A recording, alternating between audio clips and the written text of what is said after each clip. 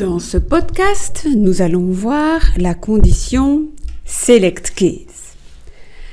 Vous voyez bien, le select case permet, en fonction d'une expression, l'expression en général, ce sera le contenu d'une cellule ou bien d'une variable, ça pourrait être aussi le résultat d'une fonction.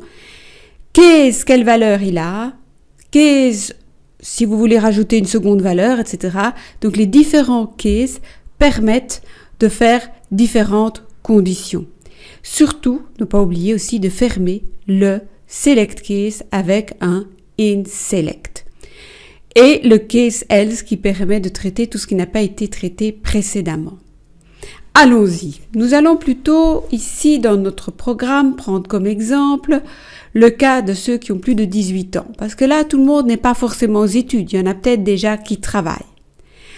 Donc ici, nous allons poser la question à l'utilisateur et stocker dans la variable réponse sa réponse.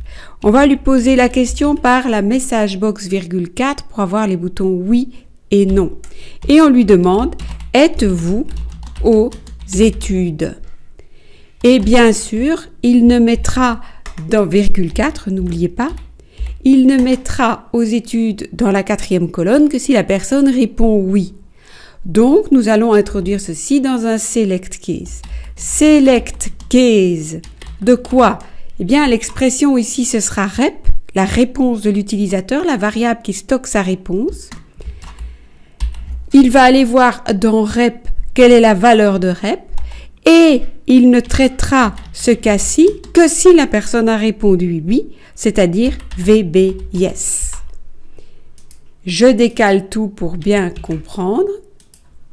Que fait-il dans le cas où la personne répond non? Case VB no. Dans ce cas-là, il va aller mettre en cells I4, il va mettre en activité. Fermez. Ne pas oublier le end select. Nous allons tester ça. Hop. Vous allez introduire un nom. Pour combien de personnes? On va le faire pour 2. Et on va mettre Delphine, par exemple. Quelle est votre date de naissance? Le 15 du 5 10 1997. Êtes-vous aux études? Oui. On va mettre Marie, qui elle est née le 6 du 8 1999. Elle n'est pas aux études? Je dis non. Je regarde ce que ça donne et je vois bien que Delphine est aux études et Marie est bien en activité. Donc ici, le select case a marché comme on voulait qu'il marche. Donc vous voyez, le select case va aller vérifier une expression. L'expression, c'est soit une variable, soit une cellule. Et il va aller voir le contenu de cette expression. Donc si rep vaut VBS, il fait ceci. L'écriture est donc plus simple qu'avec un if, mais vous verrez qu'on peut utiliser le select case ou le if, peu importe, à vous de faire le choix. Le choix se fait souvent parce que c'est plus simple d'utiliser le select case quand on veut prévoir des cas précis. On va beaucoup l'utiliser dans les user forms par la suite. Et le if, c'est plus pour des conditions avec des plus grands, des plus petits, etc. C'est des fois beaucoup plus intéressant. Même si vous pouvez utiliser le select case avec des conditions. Vous pourriez dire select case is inférieur à 80 ou peu importe.